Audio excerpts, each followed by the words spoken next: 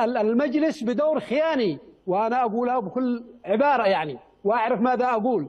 ويستحق أن مجلس النواب أن يطالب بمحاكمتهم بتهمة الخيانة العظمى، لأن من يعمل من أجل تجزئة اليمن خاين، ومن يسكت عن هذا الفعل خاين.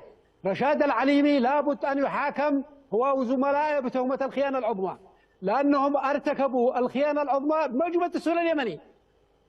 الدستور اليمني يلزم كل من يعمل بالشأن العام وخاصة في رئاسة الدولة بالحفاظ على الدولة وعلى المؤسسات وعلى مكتسباتها وعلى الجيش اليمني والالتزام بالدستور. هؤلاء الناس أعلنوها صراحة، بل يقوموا كل يوم أنهم مع تقسيم البلد، وبالتالي هم ارتكبوا الخيانة العظمى وفقا للدستور اليمني.